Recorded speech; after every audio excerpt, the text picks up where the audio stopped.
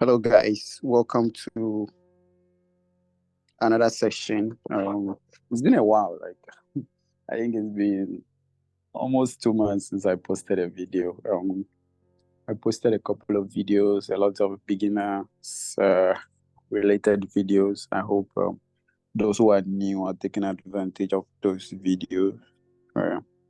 So we are going to do a quick rundown on what has happened this week, because so many things has happened this week. The week has been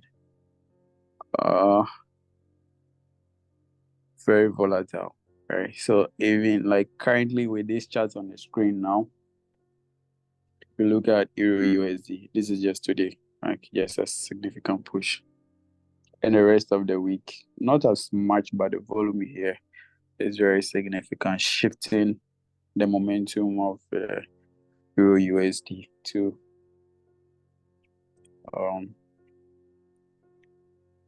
a very significant price, and this could potentially change the whole perspective of the dollar, right?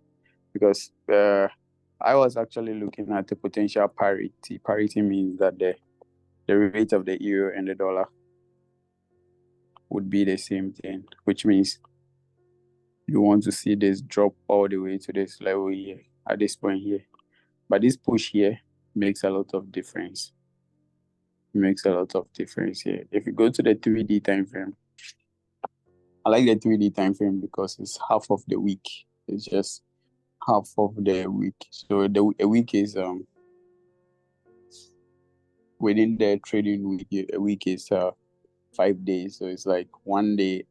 It's like midpoint. So when it's left with like 1 day for the candle, the 3D candle to close, that is the midpoint of the 3D candle. So it's like it gives you a good perspective or a more in-depth breakdown of the weekly candle, right?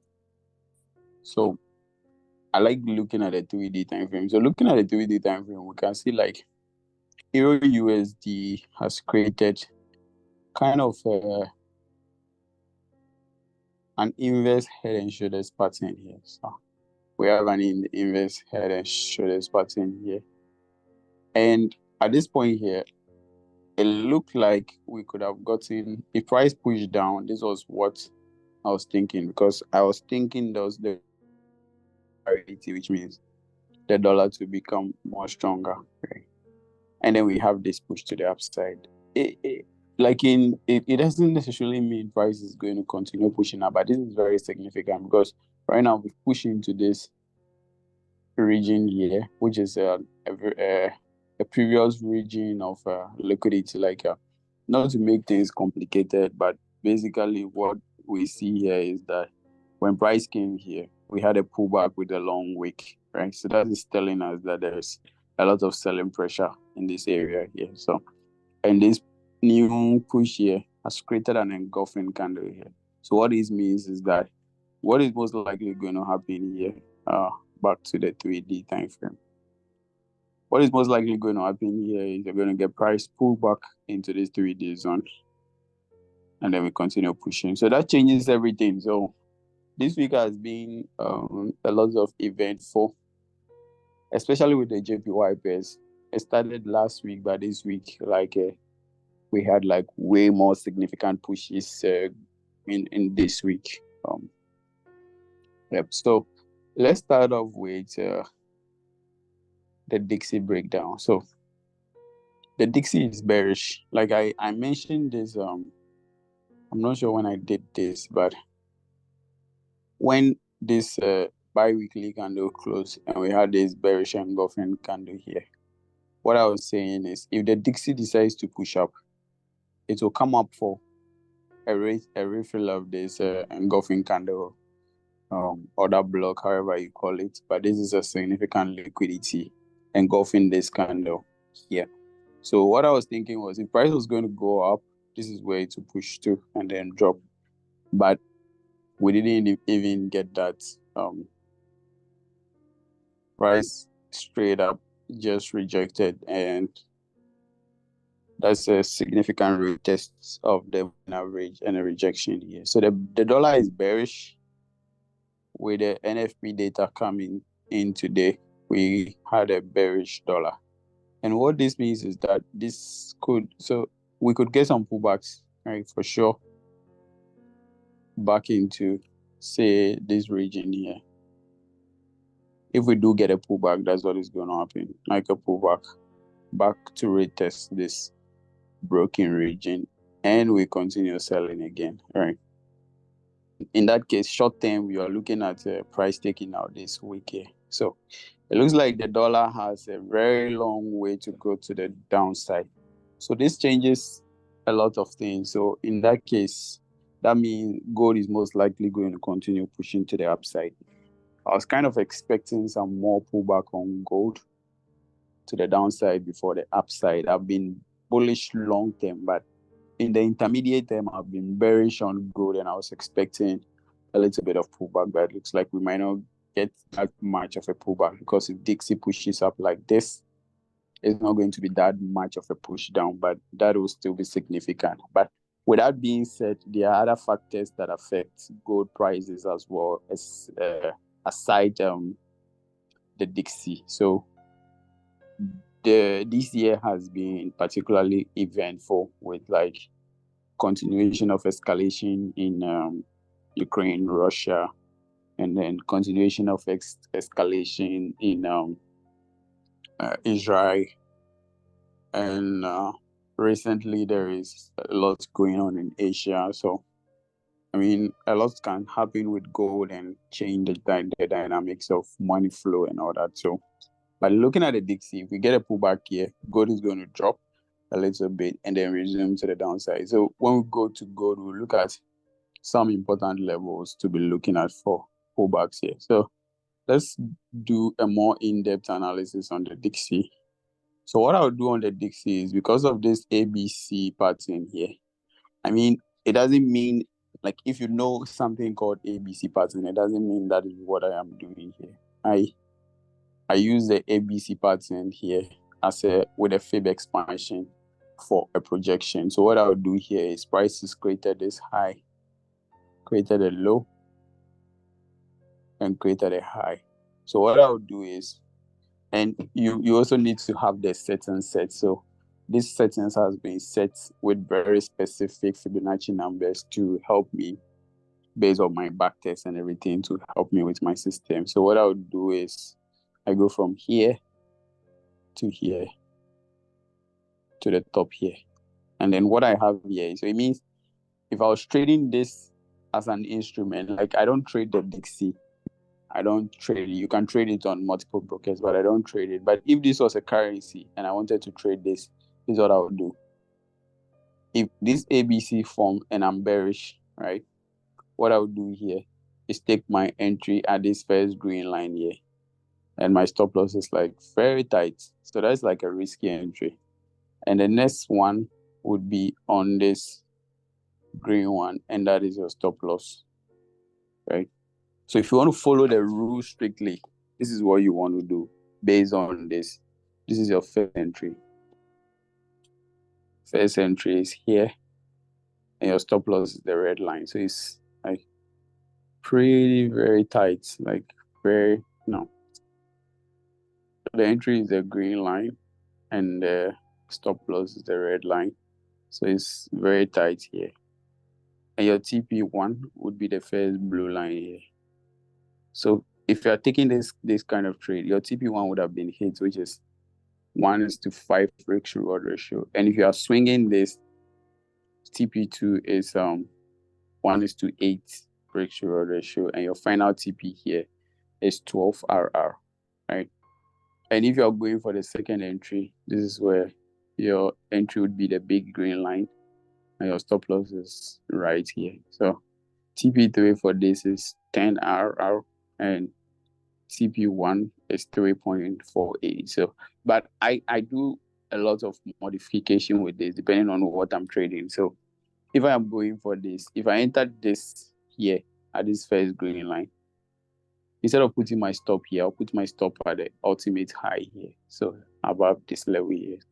So my first TP is going to be 1:3.44 risk reward ratio. TP2 would be 1:5, and TP3 would be 1:8 ratio. So this is what I would do. So yeah, so based on this ABCD break off the moving average and the retest on a daily time frame, and a very strong rejection here, that is very decent.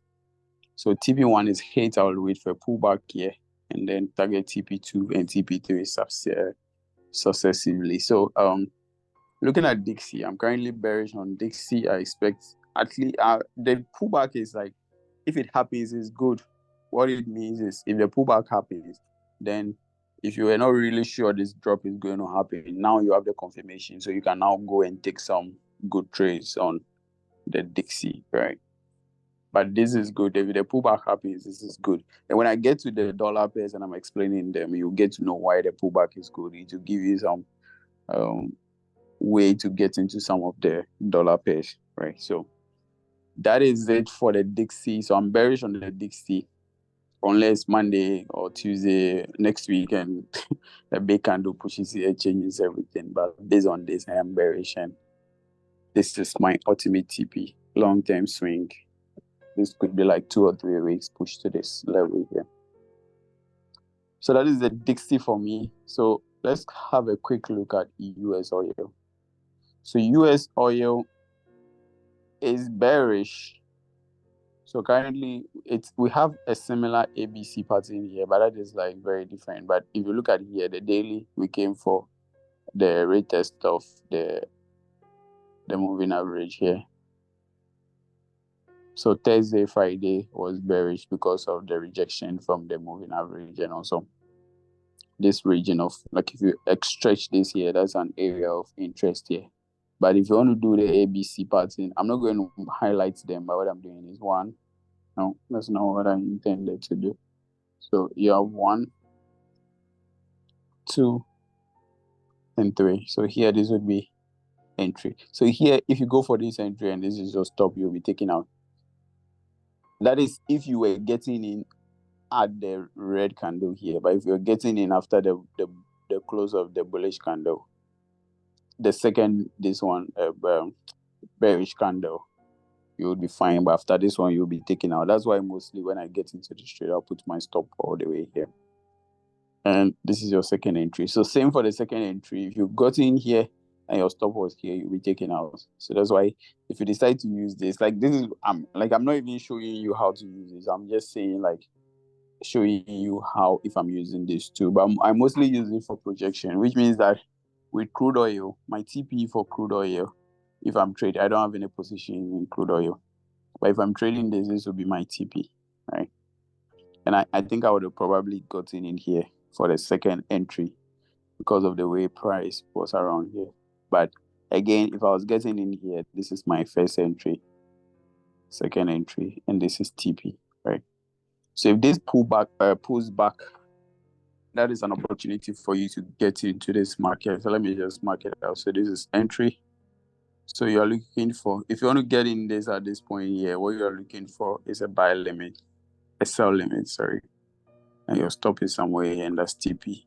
That is 1:2.8. So basically, this is what you're looking for. If price pushes back up into this region, then you sell oil. So it looks like oil is coming to around $67 per barrel. Right? Another simple way I look at my targets is to measure the previous impulse move. So you measure here to here, and then you move this push here to where the next push started, which is here. And here instead of this, so which means if you got in earlier, you take an earlier profit. But I use the fib expansion for my take profit. I have different techniques. Like I don't use all of them at the same time, but they all give you, like, this would be an early TP. This is a little later TP. I can also use the fib speed resistance fan. And this is with a speed resistance fan, this is first TP. Like this would be your entry. So if you're using a speed resistance fan, you will get in here. This would be your entry. And this is your TP. Like this level here will be your TP. So sometimes I can use multiple of these instruments for confirmation, but it's the same Fibonacci. It depends on the structure it is presenting that would dictate what kind of tool I should use. But mostly it's for like entries and projections. But when it comes to making, I can also use it to analyze, right? Depending on the structure. But when it comes to analysis, I'm mostly looking at demand and supply and mostly price action. And I have like multiple concepts where I use the EMA. Like I do a lot of testing with the EMA just to like try and simplify what I trade, because I trade a lot of things, right? Multiple things I'm looking at on my watch list. So if I spend so much time, or if my concept is not something that allows me to do so much, that means I'm going to spend so much on the charts, and I don't want to do that. Okay. So that is Dixie US oil, and let's look at the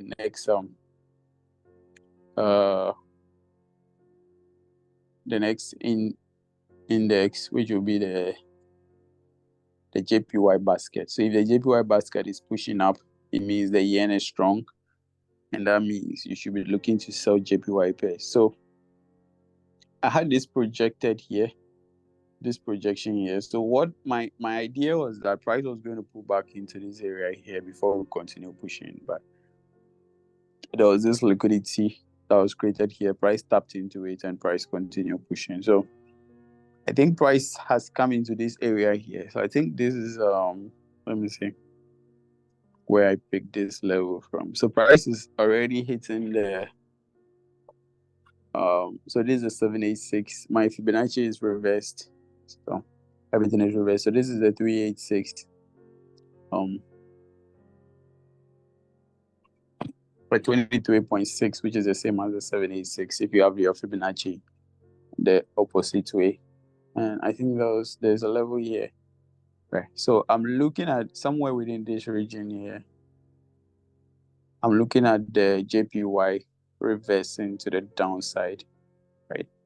But what is at this point here, I could have made money from the JPY, but I still sat on the fence. I didn't take any trades on the JPY, but I've actually started buying the JPY because price has come into this area here. So price has pushed into this zone here. So price could also continue pushing, but somewhere inside this area here, I've started buying the JPY. So based on this, so the JPY basket has been strong, but I'm expecting a weakness starting from just around this time here. Okay.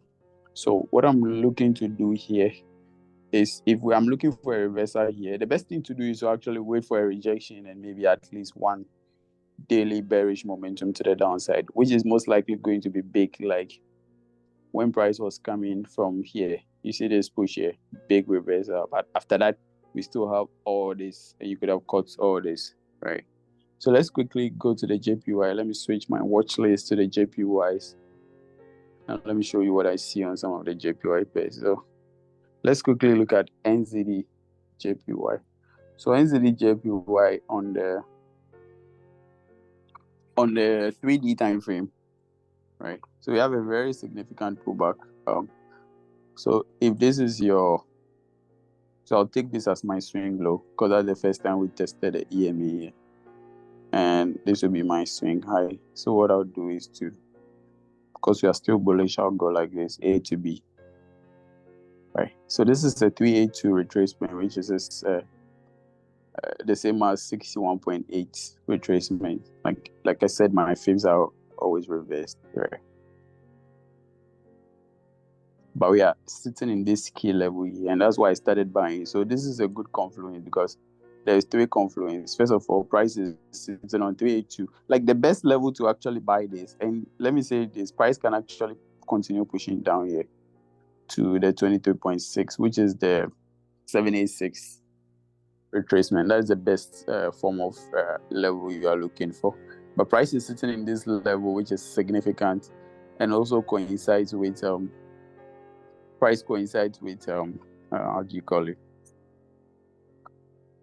this previous level of liquidity after taking out this low, and it's testing the moving average here. So that's why I think there is a possibility that NZD JPY could start buying from here. So I've started buying, right? If it pushes down here, I'll add more position, but I've started buying the JPY, and I think NJ is my best favorite right now.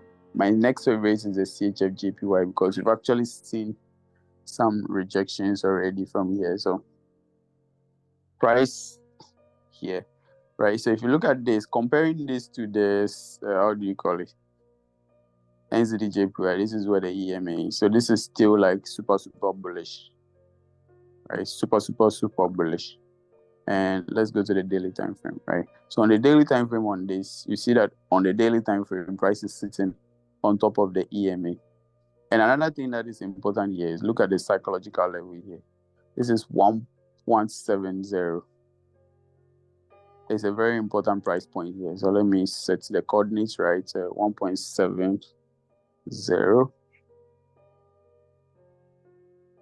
Right, 1.70, and we are testing the daily EMA here. So this is the second JPY pair. I think that looks good. So that's why I've started buying the JPYs, so we could get a big retracement here. So at least we are looking at about 400 pips here, but we could come all the way here and even here. So from current price, that's like at least 500 or 700 pips on CHF JPY. And in that case, you're going to see the same thing on almost all the JPY pairs. So on USD JPY, this is where we are sitting, right? The daily, we took out we broke the daily EMA moving average, sorry. And if I go from swing high, no, wrong two. If I go from swing high to swing low, you see that price has broken the 382, and we are heading towards the 2386, which is the same as the 786 retracement. But we are sitting in this area here, and on the 3D, we look super bullish. But one thing that if we are looking for a weak JPY, remember what I talked about on the Dixie. If the JPY is weak, which means if the USD is weak, which means long term, if the dollar becomes weak, USD JPY can actually come here. But if the yen becomes strong first, this is what I'm thinking. If the yen becomes strong, this would be a good one to sell, because after the pullback here, so something like this, if price pushes back here, we could come back to test the EMA again on the daily time frame here. And then at this point here, we could start looking for selling opportunities back into this area here with the strength of the weakness of the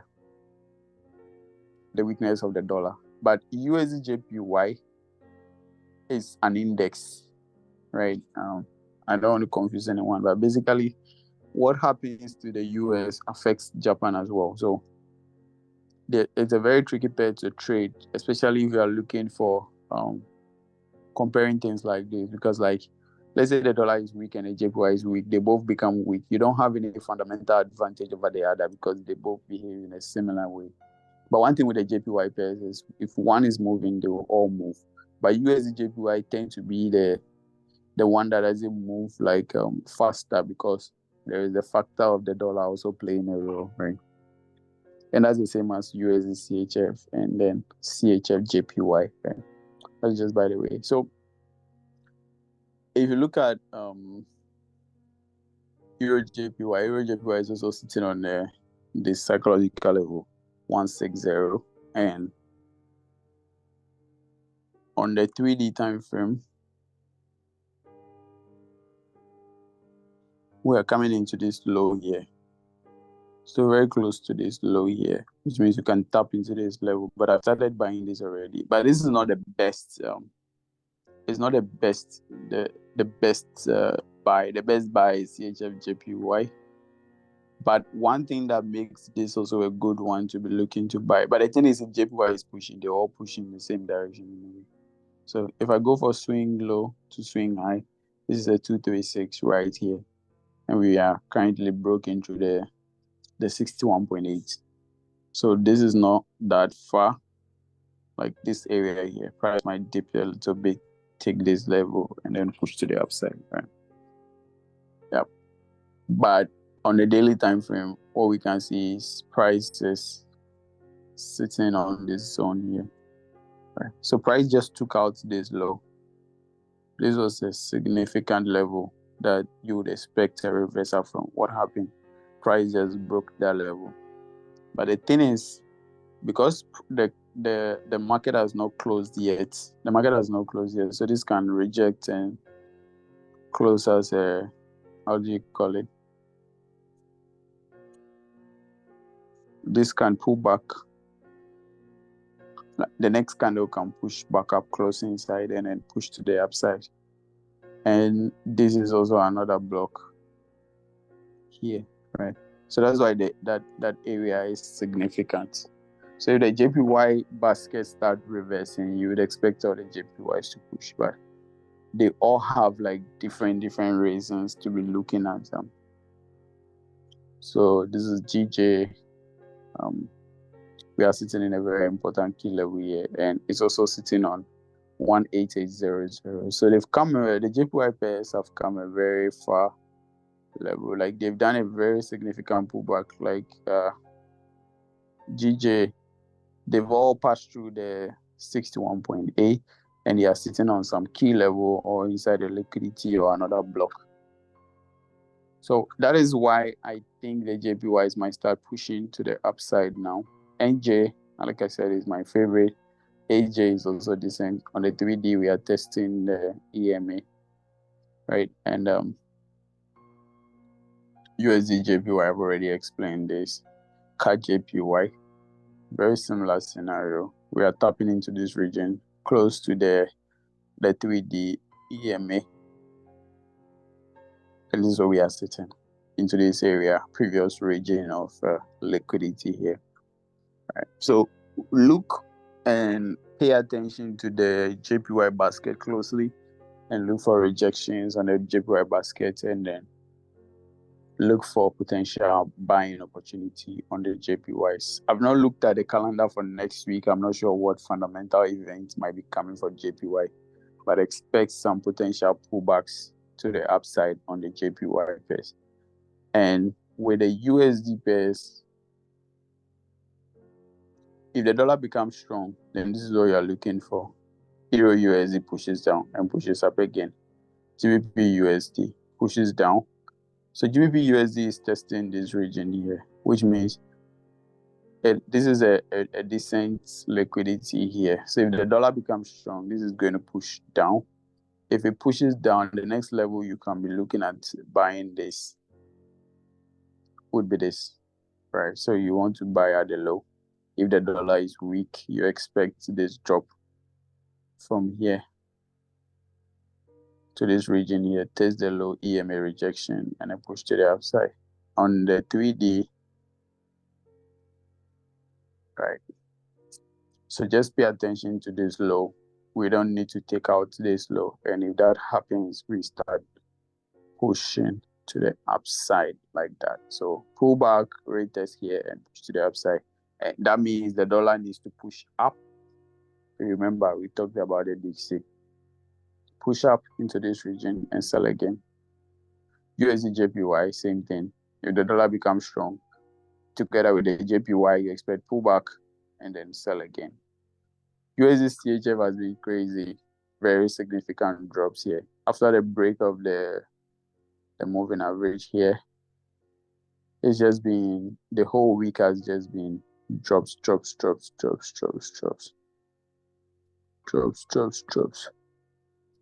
If you look at the 3D, we actually started this move a long time ago after this rejection here and a takeout of liquidity from this region. And there was a big pullback and price resumed and started pushing down. So if the dollar becomes strong, you are still going to look for some pullbacks here, but this is not something you want to, because of the momentum. Yes, we could push and come all the way for the retest here because we are still bearish. I still see this low getting taken out on USD CHF, and we are sitting in a decent liquidity zone here. So watch this level here, and this could be the play out here. A pullback up, test this region, and a push to the downside. So pay attention here. Perhaps you want to look at what price is looking at on the lower time frame, the H4, and for some significant pullbacks here, and then push to the downside. Right. I hope this makes sense. And USD card. So I'm USD card. I'm going to be buying USD card when the market opens. I was watching this level here. I didn't take any trade. Like I called this push to the downside. I called the push to the upside. And then even the dump here, I called it, but I didn't take any of this trade. But when the market opens, I'm going to buy this because I'm expecting a retracement on the USD. And this is like super bullish, like right from here. When we came for this rate test here, I've been bullish all the way from this point here. If you look at the 3D, price started from here, double bottom pump, and has been pumping since. And then on the daily, we came for this rate test here.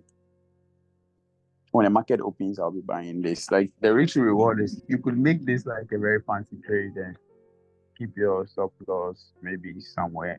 After this 4 hours close, you could do something like this and have 1 to 4.7. But I like to keep my